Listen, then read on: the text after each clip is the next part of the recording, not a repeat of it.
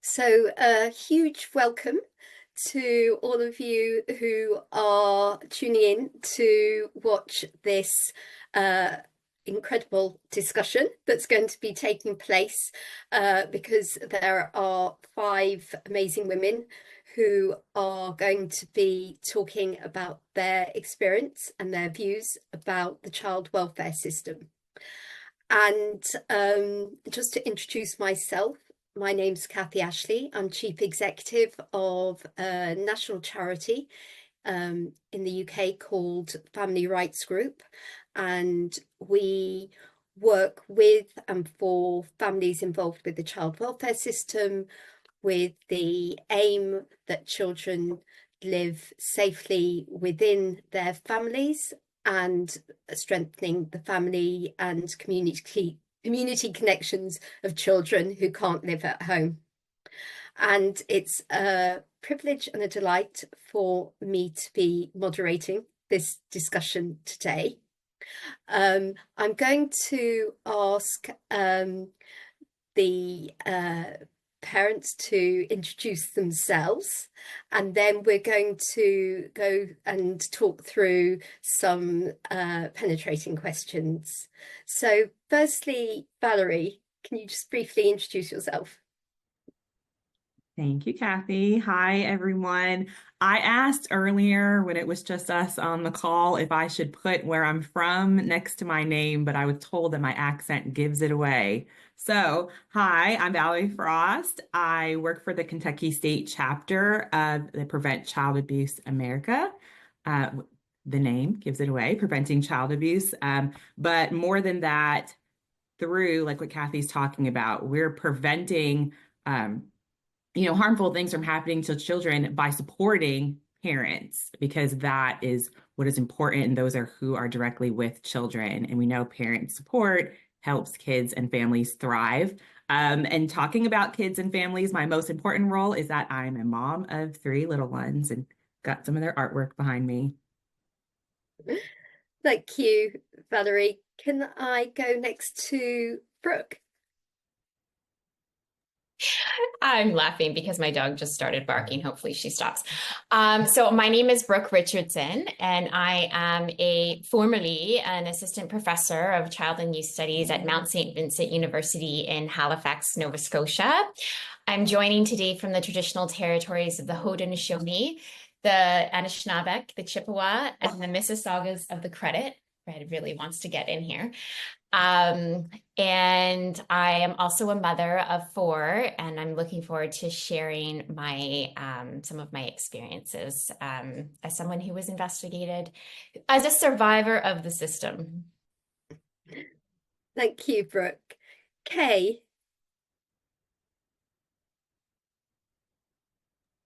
Hi everyone, I'm Kay. I am a parents panel member for the Family Rights Group. I'm also an advocate for a charity called PAC UK that advocates for birth families going through adoption.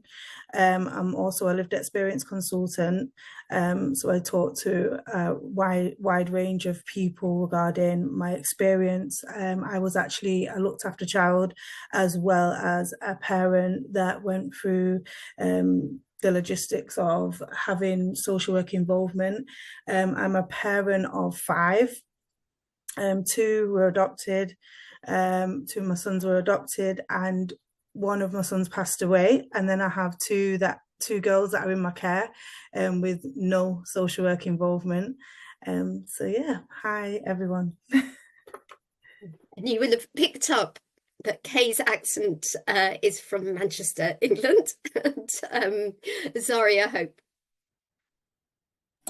Hi everyone, I go by the name of Azaria Hope. I'm also a parent panel member for the Family Rights Group and PAC UK, as well as a lived experience consultant delivering training, specialising in complex trauma, complex needs of families and young people, and grey area, blanketed children, delivering that sort of service to social workers, foster carers, and key workers. So anyone involved with children.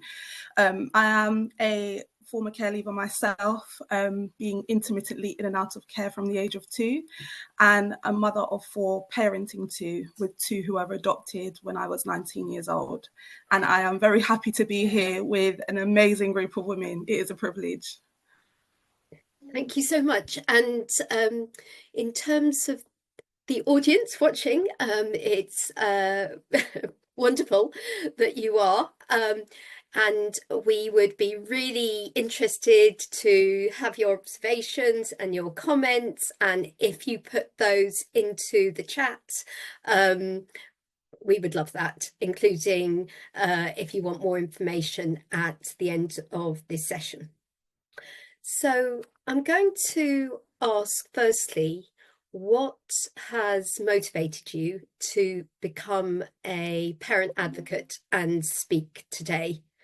And I'm going to ask, I'm going to go around in different orders. So I'm going to ask Brooke to kick off that discussion. Oh my goodness, I wasn't expecting to kick off. What has inspired me to speak? I think for me, I was a professor teaching early childhood education in a university when I came studying feminist care ethics, when I was investigated by the system due to medical error, and it just changed everything, because I was seen, as I talked about last year, I was seen as a knower, and then in this instant, I was a no one, and it was such an eye-opening. I'm a white, middle-class, educated woman, right? I trusted these systems. I didn't have any reason not to.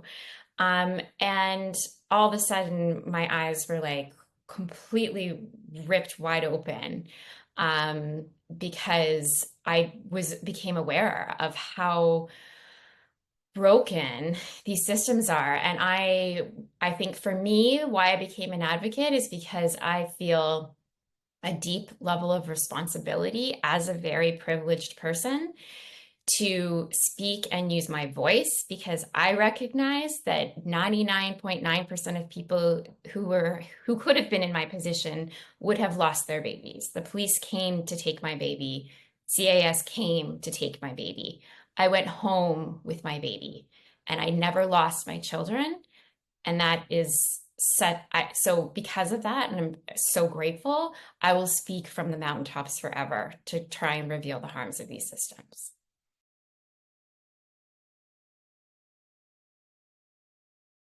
You're muted, Kathy. Sorry, I've got a cough, so that's why I keep muting myself. So what we're going to, I think, really find today, and I've had the benefit of hearing all 4 women in different situations, is the parallels between different countries in relation to the experience of families who've been investigated by the child welfare system, and how many parallels there really are, and as well as what needs to change. Zaria Hope, what's motivated you to speak today? We've got some ad libs in the back, so bear with me. But I found that through my journey of trying to regain custody of my children once they were removed due to a long history of trauma and domestic violence, I was struggling to find answers as to how my trajectory and my parenting could be seen as not having the capacity to change that for my children with the right support. And through having to lose my children and then going through about 5 years of intense interventions to try and regain custody of my 3rd child, it just became very clear that whilst I had spent a long period of my life, even during being in care, feeling like the local authority was the enemy, at the end of that experience, once I had actually managed to get the court order that my son was under discharged and maintained full custody of my daughter, my youngest daughter, what became very clear to me was that a lot of the social workers that I was dealing with wanted to do something different, didn't know where to start, and actually was battling with the ideas of the behavior and the experiences of parents versus who they are as a person. And as a parent, and the overriding understanding that whilst we love our children and we may not necessarily know how to move forward, we should be given the option, regardless of our experiences and our stories, to create a different experience for our children and also for ourselves. And so it kind of, once I'd stepped out of that, found myself in spaces where I was delivering training, and it not only healed something within me, but made it very clear that there was a huge gap between trying to safeguard children versus also working with families to do something different, and actually first and foremost see if there was any way that we could keep children with their family first and foremost. And based on the assessments that were done about me and my circumstances, being a child who was born in police protection, so a lot of my records were censored, and then trying to unpack all of that and the stigma that came with the unknowns and the gaps in my story, it led me to a place where I ended up on a panel with Family Rights Group, which then led me to PAC UK, who work specifically with children who had been adopted or birth parents looking to try and get support around adoption after the order was made, during what that process would look like, and what followed afterwards. And so ultimately, I want to see changes in the system that are pro working with families as opposed to against them, but equally trying to create a space where we can encourage parents to be receptive and help professionals find that middle ground and what that looks like. Think with professionals and think with families.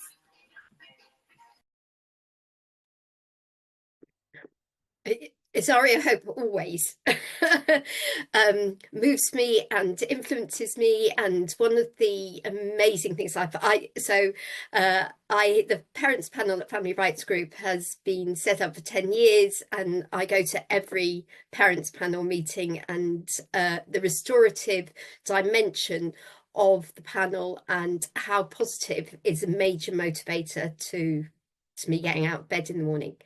Kay, over to you. So what motivates me to be a parent advocate?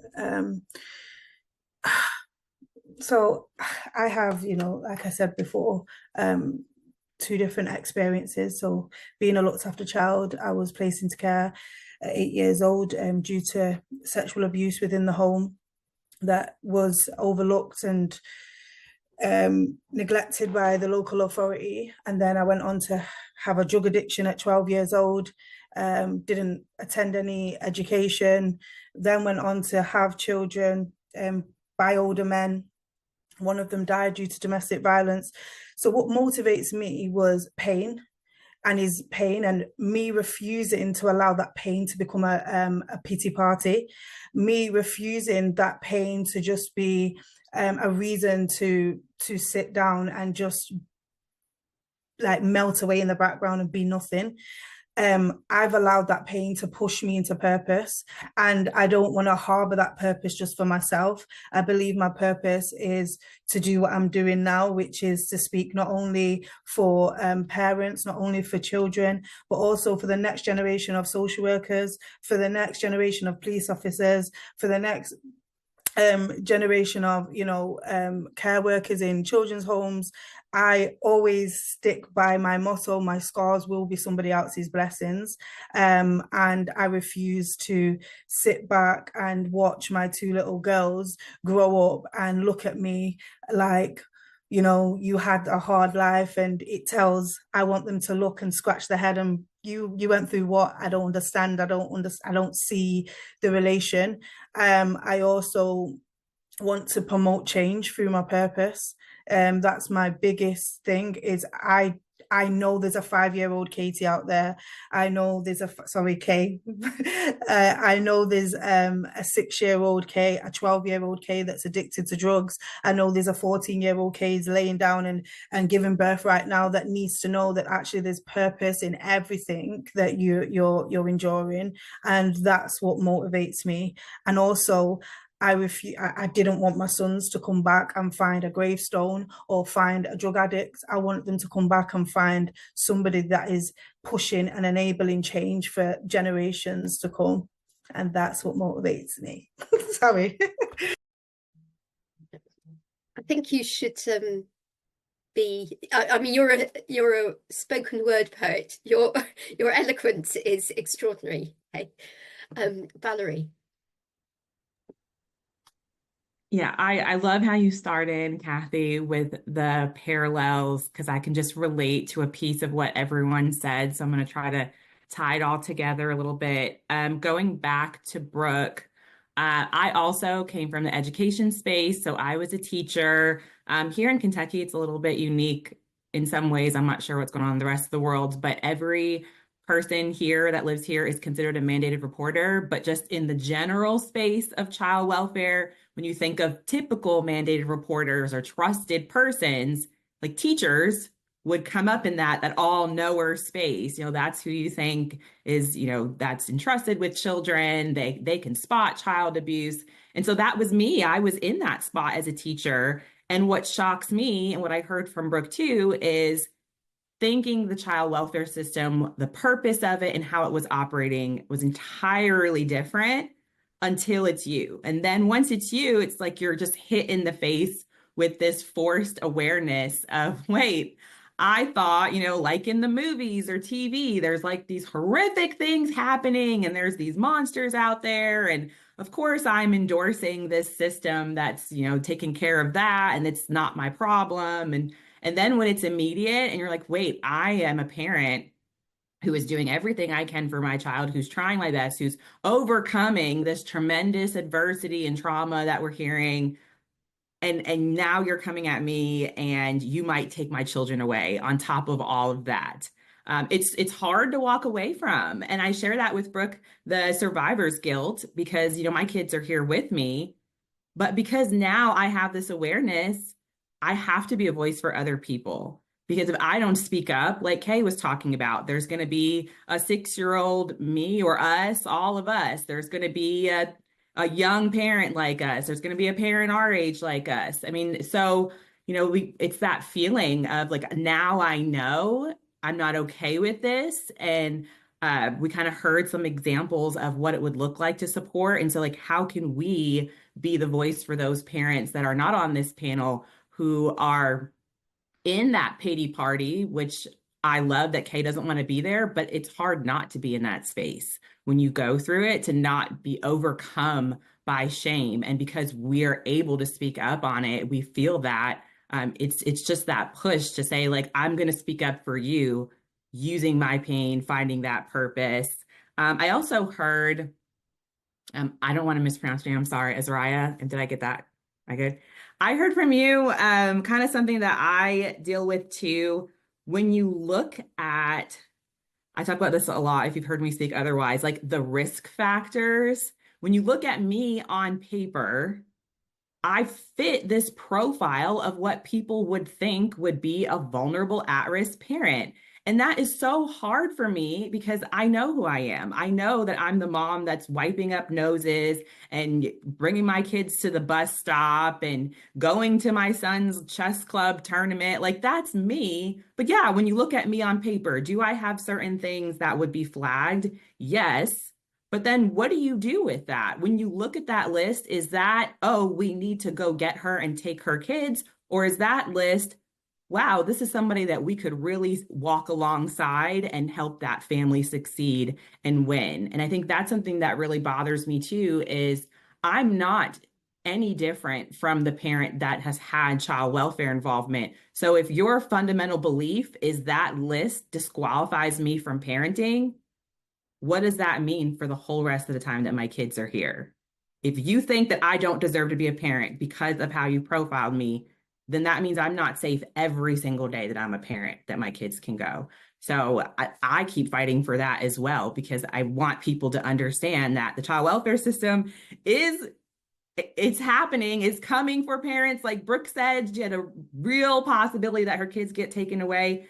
It is happening to people where they could lose their kids because of their lists, because of their profiles. And, us speaking up raises awareness to that and helps people come up with those ideas, help social workers and law enforcement, all of them know how you can just help instead.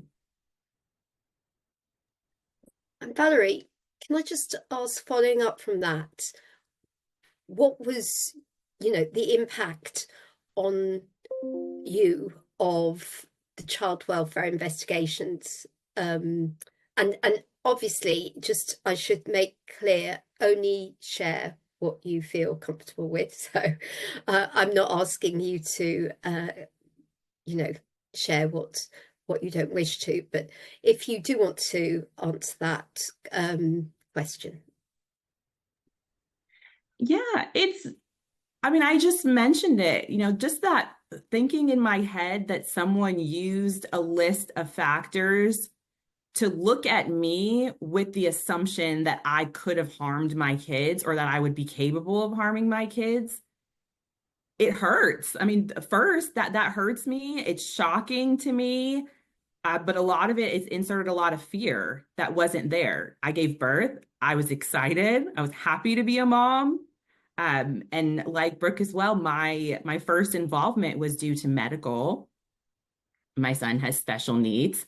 And so it's just, I think that your perception of trust and what you think is like justice and fair just gets shattered because I thought, I'm taking my child to the doctor. This is what I'm supposed to do. The doctor is going to help my child with their special needs. And then to leave with this, now I might lose my child because I went and asked for help with parenting and asked for help with something that I didn't pick and choose. I didn't, sign up to be a parent and say, I think I would love to have children that have this going on and that going on. And I think I would love to have this going on and that going on. And I don't think I want to have enough money to do this. And I think I want to have a lot of problems. And these are things that are out of our control. And I think as I was talking about that as well, is looking at the parent as a person.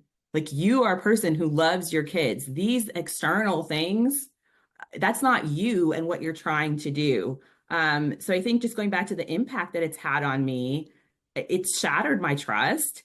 And now when I'm in those situations where I'm like, yeah, I want to go get help. Maybe I need a little extra food this month. It's Christmas is coming up and I want to buy Christmas presents, and it would help to have, a bill paid because I'm trying to take extra money. Now I'm afraid to speak up when my family needs something, because now you don't know how other people are going to take that. It's like, now, are you going to take something that I need that's external to who I am and now attach that to who I am as a parent and how I love my kids, and then say, well, I, come to the conclusion that now I don't deserve to continue to be a parent? Does Kay or Zaria, Hope or Brooke, do any of you want to add to the question around how it's affected you, or what you think the impact of child welfare investigations? Because I think that's often not thought about from the perspective of those who are the subject of investigations. So so the impact that it had on me was, well, from a young age, I was already in the spotlight of being in the system, and which was really sad, because I think you took me away from my family to place me in a place of safety, but then deemed me unfit. I don't really quite know how they got to that point, because they became my appropriate adults, my appropriate parents at 8 years old. So my mother's rights was stripped from her. They raised me. So how is it that now your parenting skills on me are not effective enough for me to be a parent? So automatically I was, I felt judged. I felt neglected and manipulated as well. I also felt like I was set up. So there was a lot of times that I would speak to somebody and open up to somebody how I truly felt, and that would be scrutinized, turned and flipped and used as a weapon against me, rather than as it being a stepping stone up to better myself or better me as a parent. So for me, it just completely obliterated any trust that I had in authority figures. I didn't care, I didn't care if they was even giving me good advice at this point, because anything that I've told you, you've used as a weapon against me. And then my last daughter, who's now 2, again, I was still in that spotlight. There was a big gap.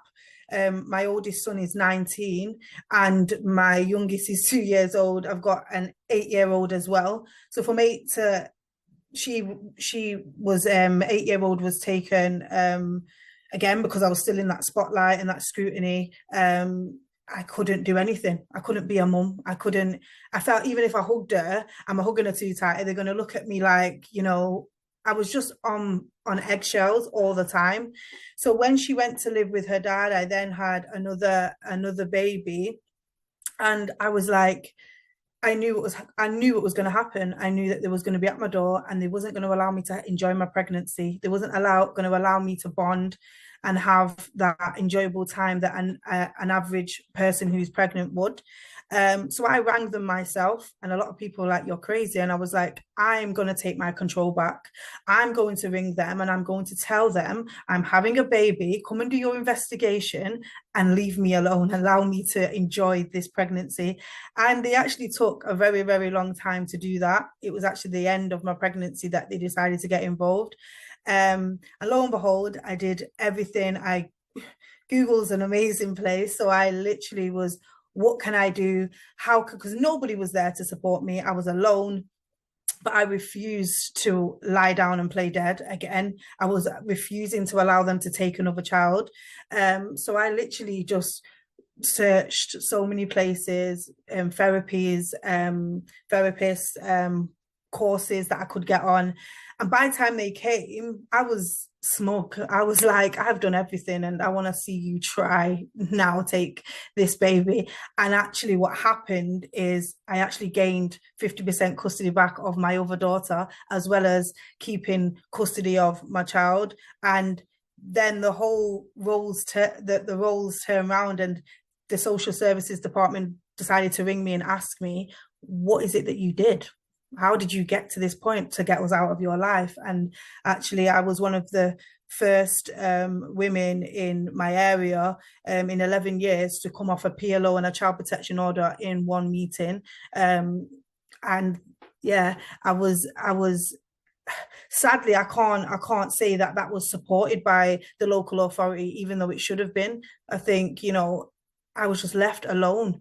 And if I didn't have the resilience and if I didn't have that drive inside of me, sadly, I wouldn't have my 2 children with me today. Sadly, I'd probably have relapsed back to drugs and been a whole mess. So yeah, the impact for me is neglect, loneliness, and yeah, from that, I just took my power back. And I know that's not what everybody else sadly will experience, but again, echoing back to like the motivation thing, like that's part of why I'm so passionate in sharing my story, because it is doable. It is doable, and sadly, it is doable without the local authorities that are paid to do just that, which is support. I hope I've made sense with what I'm saying. You've completely made sense. Zara, Hope, or Brooke, do you want to add anything? Yeah, not trying to force anybody to say anything, but I can read your faces. You're ready to go. Zara, Hope. The impact is the thing that I think no one ever asks us, has the questions to ever ask us about. And I think it's almost ironic, because more often than not, yes, we hear stories about children who may be orphaned, or maybe their parents are struggling with health, or maybe the health of the baby requires more support in the eyes of the local authorities. But more often than not, parents who are scrutinized by local authorities is down to trauma. And the fact that, for me personally, there was not a year in my life from I was conceived till their input where I wasn't subjected to trauma. And actually, the more time I spent under the local authority care, I was being re-traumatized, not just by the process in which I am having to go through to fight for my children, to prove that I can be a good parent, but actually by the actions of what they will do to get their job done.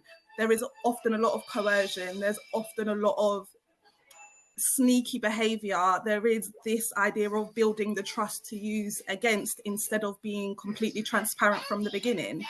And on top of that, knowing that the borough that took my children were the final borough that I was under in care as a child, and absolutely failed me by having legal planning meetings that I got records to that said there were 3 legal planning meetings just for that borough alone that deemed they had enough evidence to try and safeguard me, or could have at least put further interventions in for my own parent to see if we could mend and find a place to heal together. She had her own set of traumas that she needed to work through, but there was no compulsory or mandatory interventions for her, which then echoed on me.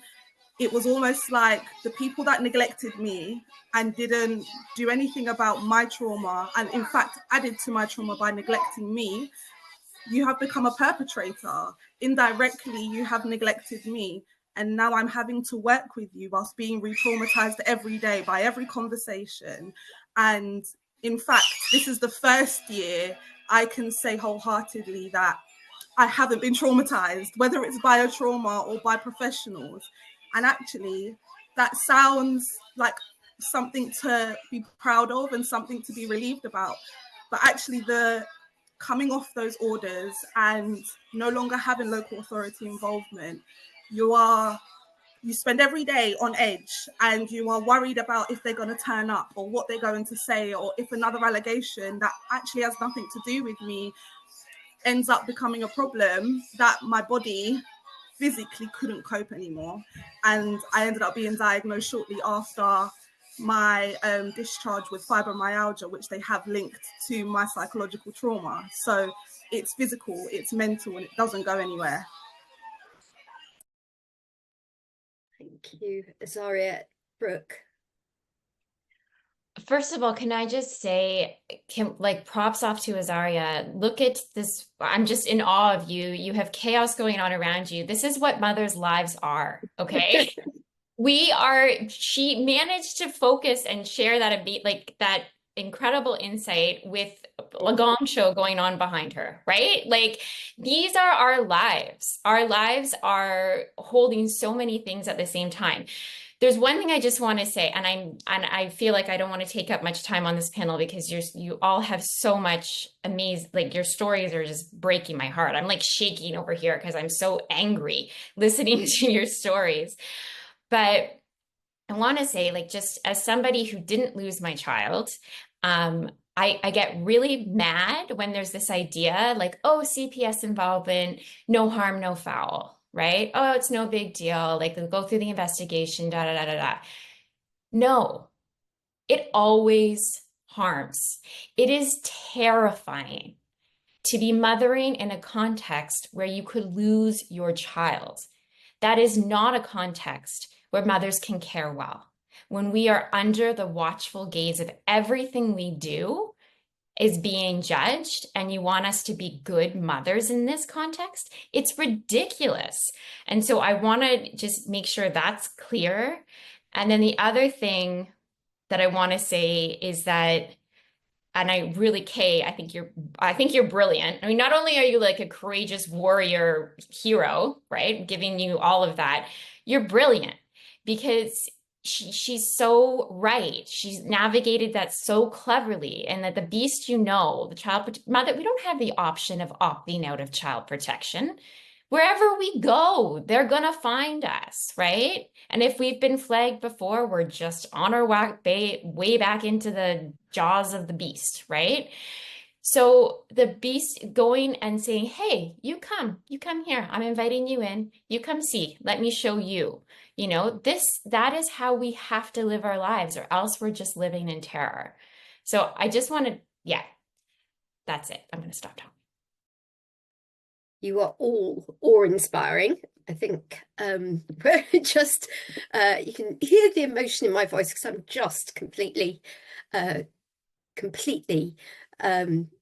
struck by the courage that you all have. I mean, speaking, your eloquence, what you've come through, and critically how determined you are to improve the situation, not only for your own children, but for other families. I know we're going to hear, because we're running soon out of time, so Brooke has a short poem to wrap up the session. But before we do that, I'm just going to ask you briefly, what changes do you think would have the biggest impact? Maybe just one or two that you want to highlight. And I'm going to indulge and key off by saying that I think that it's critical that we hear from young people, parents, carers, we hear from mothers, fathers, from those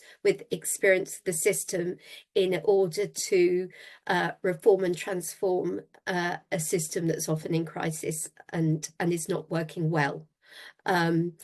But I wanted to go around because I also want to say that I think in order to support families to do that, parents to do that, like the parents panel, you need to invest in those resources. It's not, you can't do it in a tokenistic way, because otherwise you end up doing more harm in that sense. But I'm just going to maybe ask Valerie just to briefly say one or two biggest changes. I don't know if I have a very specific thing, but I'm going to pull back from Azariah and Kay again, because Azariah talked about the eggshells, and even Brooke mentioned that. How can you parent under continued duress? But then Kay talked about, I took that duress and I found drive and power, and I flipped the script. And I love that. And I'm over here cheering her on. But at the same time, I wish the system and people that make the decisions had that fire. That, you know, like I have 3 kids, all 3 of them have been investigated. So I have that thought of what happens if I have another child? Do I call them from the hospital? Hey, just get this done with. And it's funny, we're laughing, but it's not funny. Why can't, when I call you and say, hey, I have another child, I want to see your drive to support me. I want you to come and say, I'm going to be there and we're going to do this together. Instead of Kay having to do that all on her own and having to speak up, we all should do this together. It's everyone should be involved and have that fire to see families succeed. Brilliant. And we've been told we've got a little bit of extra time, that we can finish at 5:02. So that gives us a bit more opportunity to explore your thoughts about how you transform and reform the system. So I'm going to go over to Kay. So for me, I believe the biggest thing, a bit like what Valerie was saying, investment. We can speak until we're blue in the face, but is it being received and is it being pushed out into policies? And what I mean by that, I believe I went through what I went through, and I can go and help a young girl having a baby that is going through the Child Protecting Service investigation and really try and empower that person, right?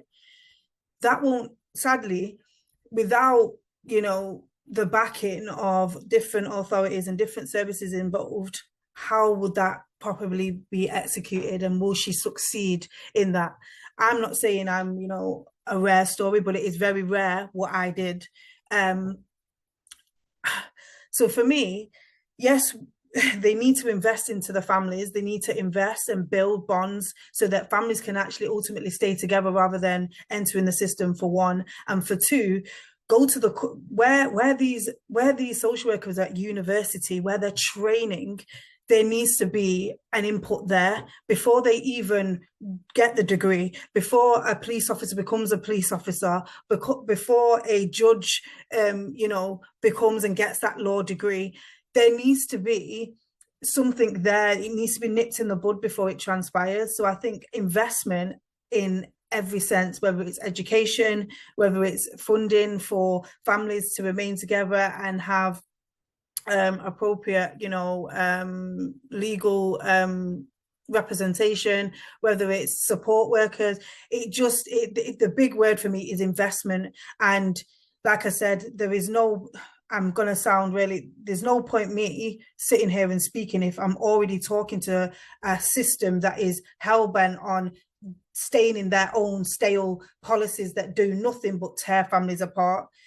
So for me, it's going for the core of each and every different service, including families, and investing into it. Thank you, Brooke. I just want to say I completely agree with everything Kay's saying, but the other thing I want to point out, I mean, my PhD is in public policy and social policy. There is so much money going into child protection systems. There's already a ton of money, but it's going to all the wrong places, right? How much money is being invested in protecting these doctors and lawyers, right? Who are the face of the system, and who gets no resources? The mothers who are like Azaria, parenting amidst chaos constantly. Like, yeah, it's not just a matter of more money here, people. It's taking the money we're already spending and using it in a way that's actually going to support rather than survey and coerce families.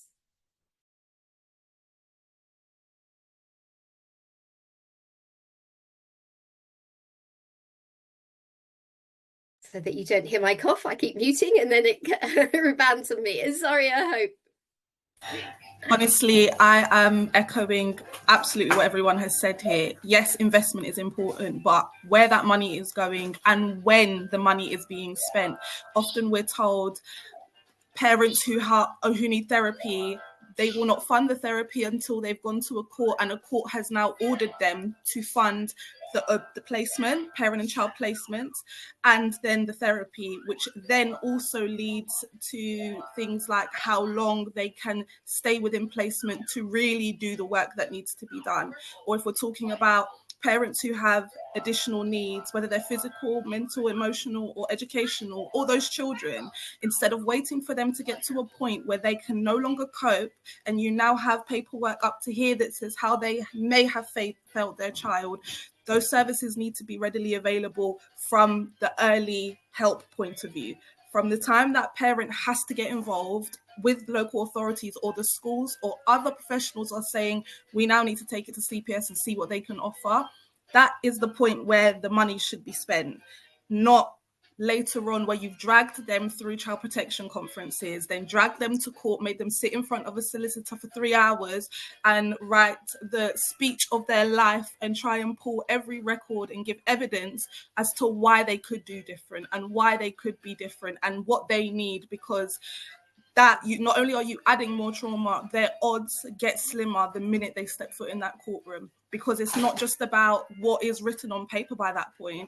There are speculations that have no substance that get used in court, and unless you have a damn good judge that is going to sit there and say, where's the substance behind these allegations, if it fits the picture, they're run with and children end up in care. We need to prevent children being removed if necessary. And the biggest example of that was, even though my local authority failed me massively as a child, the minute I had a real good advocate and my foster parents were behind me, who were very equipped and very well educated in the system, in the laws, in what my rights were as a parent, they funded a therapy that worked. They could not remove me. They ensured that the support was long-term. But it shouldn't have taken for me to lose 2 children and have another baby and have multiple, I had about 4 different assessments, 2 social worker assessments independent, and then 2 psychological assessments before we went to court. And they stood there and said, we're going to help you fight for your baby. Then go into court and say, we want adoption, with a judge that didn't know me by chance. It was a miracle. I was supposed to be sat in front of the same judge who granted the order for my children less than a year after I'd had my baby. And by chance, I was sitting in front of a different judge who had a completely different opinion. We need to get involved earlier on. And if those services aren't available, local authorities can and have to find a way to bring those services in-house and then make sure that they're available before we get to court, before we're saying this is not working and this child has been traumatized because the parents are not coping.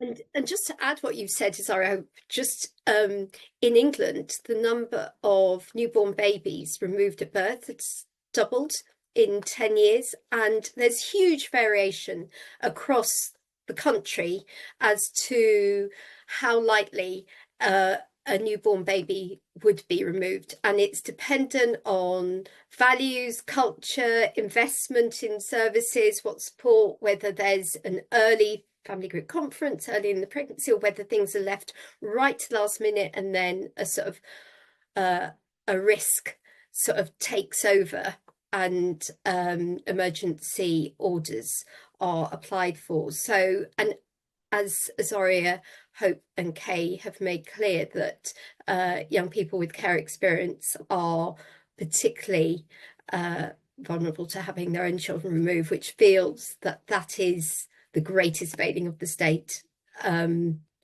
But Brooke, I can see you want to. One thing I really want to get in there. I agree with all of this. I'm scared. I just worry because I don't want to see, I just presented yesterday on a panel in a court about birth alerts and getting involved in pregnant women's lives through child protection concerns. And what I want to say is I do not think, and I think everyone would agree with me here, that under coercive help and healing can occur under coercive conditions, when the power relations between those helping and those being helped are so wildly offset. We cannot be helped by those people. By the very condition of you having the ability to take my baby if I'm pregnant or my child later, that compromises any possibility that we can engage in a caring, healing, bidirectional, equitable relationship. And I think that's really important. It's taken me a long time to get to that point, to feel confident enough to say, I don't think it's possible, and I'm there. I think I agree with what you're saying. If the systems that are the way they are now, you've hit the nail on the head. However, if we can rewire that policy, there may be a possibility that them bringing those services in-house will allow parents to have more faith in that system. But there does need to be there needs to be a full reboot. We need to tear down the policies as we know them now, and they need to be restructured to be motivated first and foremost. It's not, we call it family services, but it's not, it's children's services. So their focus is, if the parent cannot care for their child, we can't help them until the risks are too high, then we will explore, but more often than not, by then it's too late, the trajectory is there, child is removed. So we need to rewire the whole system, not just here, but across the board. And then I think we could get to that middle ground. But you're absolutely right. It is very contradictory, and it feels like I don't have a choice but to take these services out of pure fear that if I don't tap in, you're still going to take my child. But I equally think that as parents, I have been failed massively by local authorities. But I do believe that as a parent, until the day that I said, despite being re-traumatized by the same people that have imposed neglect on me, that didn't care for me when they should have, as a child of the state, until I turned around and said, as it matters, but right now it doesn't. I have to fight for my child. And I took that accountability and took whatever I could get to fight for my child. That's what made the difference. Because even if they reboot those services and they give us what we need, if the parents are not willing to engage, we have a bigger problem, because there's only so far anyone can go in order to try and do something different and give them that space. The parents there has to be a middle ground, but we need social services to meet us there. They need to change how they view parents and what their purpose is when they're moving forward. I'm now going to ask Brooke to recite her poem, but I just want to say a huge thank you to Valerie, to Kay, to Zaria, Hope, and to Brooke. Thank you, and thank you for leaving time for me to share this. So I wrote a piece after just meeting. I had only met at the time, Valerie. I wish I had met all of you, because you all inspire me amazingly. So I wrote a piece. Valerie actually gave me some amazing feedback. So the first part was kind of both of ours together, and then I added some stuff on at the end. So I wrote this to Valerie with Valerie in mind. I've been in your shoes, unknown, judged, ridiculed by ignorance, fear, stigma, perpetuated by the media, dehumanized. Listening to you tell your story, told through layers of shame, dressed with a forward-facing smile, an armor of strength. The anger inside of me wanted to scream, "It will get better." Just a mom and her kids at the bus stop. Such a mundane task, dampened by the bullshit of side-eyers and all-knowers. While the box of hospital papers full of medical experts and their opinions collects dust. That box and all it represents steers every parenting decision you make because it has to keep your children with you. I have a box steering me too. I want to burn those boxes with you, the hordes of records that the people with power spent time creating to make themselves feel better, instead of looking at us, holding us in their gaze, looking into our eyes and our hearts and our children's eyes and our children's hearts. So I'll share a quick story of my own that I honestly haven't thought about in years. In September 2018, I held my 5-month-old daughter in a dermatology clinic where both of our lives were on the line. This doctor went on at length about the purportedly objective finding of a medical examination of my baby and the possible explanations for it, with the implication being that I had harmed my baby. I couldn't change her story. She was doing everything she could to create an airtight narrative in conjunction with a child abuse specialist that I was dangerous. But because I had no other option, I allowed this woman to take a scalpel to my daughter's arm for a skin sample. They strapped her to a table and cut into her. Blood trickled down. Her little eyes looked pleadingly at me, both of us in tears.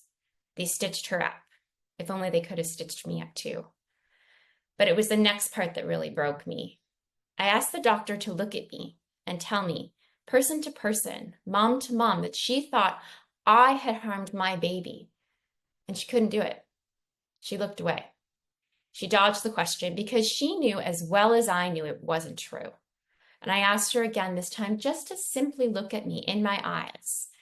We locked eyes ever so briefly. She immediately looked away and left the room, leaving me there, stuck, vulnerable, and completely terrified.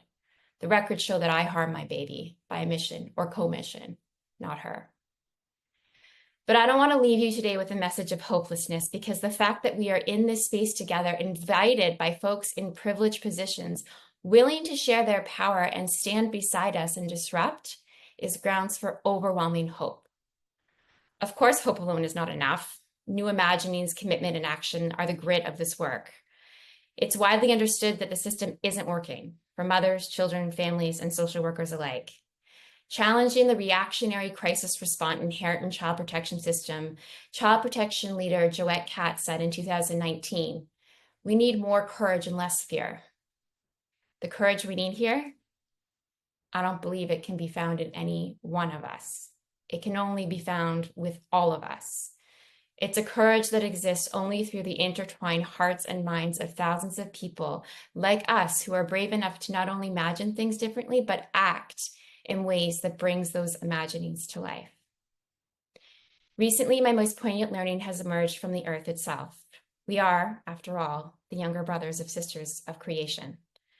The more I learn about forests and the rhizomatic entanglements of millions of miles of roots and mycorrhizal networks and bring them into being, the more I feel in my bones that there is hope that societies can create the conditions for good care to occur.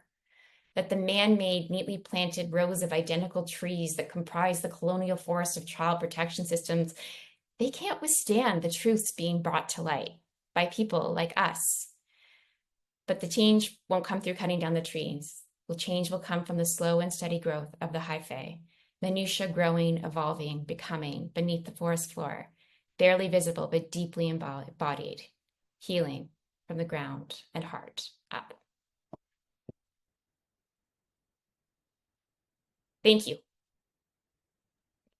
Thank you.